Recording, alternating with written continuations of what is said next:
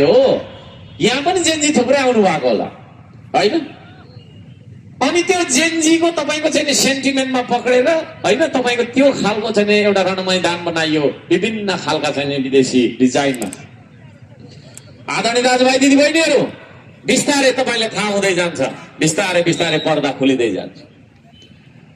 अनि त्यसरी मारेर तपाईको छैन जेनजीलाई मारेर गरेको आन्दोलनमा भएको सरकार गठन हुँदा के कस्ता तपाईको चाहिँ गतिविधिहरू भए, यो कुराहरू पनि तपाईहरुलाई थाहा हुनु जरुरी छ।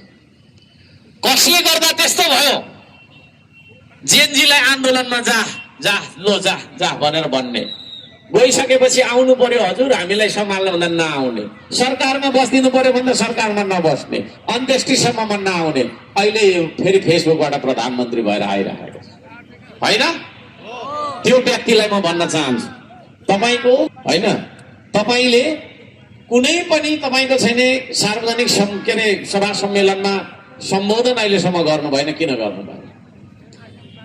त्यस्तो प्रधानमन्त्री यो देशलाई चाहिएको हो जो प्रधानमन्त्री बोल्दै बोल्दैन, भेट्दै भेट्दैन, उसको के हो तपाईले तपाईको समस्या उसलाई सुनाउनुहुन्न, उसको मनको कुरा के छ थाहै छैन। त्यस्तो खालको प्रधानमन्त्री देशलाई चाहिएको हो होइन।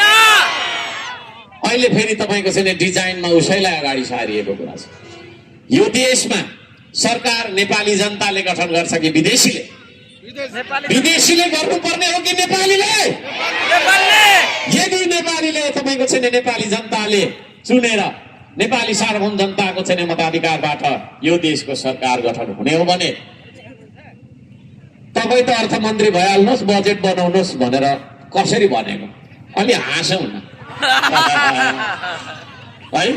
यसले के झल्को दिइराखेको छ आदरणीय दाजुभाइ दिदीबहिनीहरू भने जब तपाईको चाहिँ जेनजीको आन्दोलनमा लथालिङ्गै भएर तपाईको चाहिँ रगतका टाटाहरू सडकभरि छताछुल्ल भइराखेको बेलामा सबै नेता लुकेर भागेर बसेको बेलामा देश सम्हाल्न जाने मान्छे म थिएँ।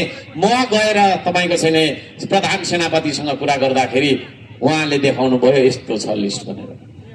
त्यस्तै लिस्ट हो जस्तो मलाई लाग्दैछ आदरणीय दाजुभाइ दिदीबहिनीहरू, त्यस्तै लिस्ट हो जस्तो लाग्दैछ है।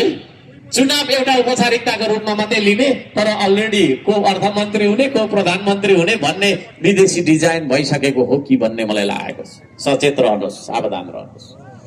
यो देश तपाईको हो, यो देश मेरो हो, यो देश नेपाली नागरिकको हो, नेपालीको हो, कुनै विदेशी प्रभु शक्तिको होइन। आदरणीय दाजुभाइ दिदीबहिनीहरू, कुरा गम्भीर छ है। त्यतिखेर पनि लिस्टको कुरा थियो, को प्रधानमन्त्री बन्ने को के बन्ने भन्ने लिस्टको कुरा थियो।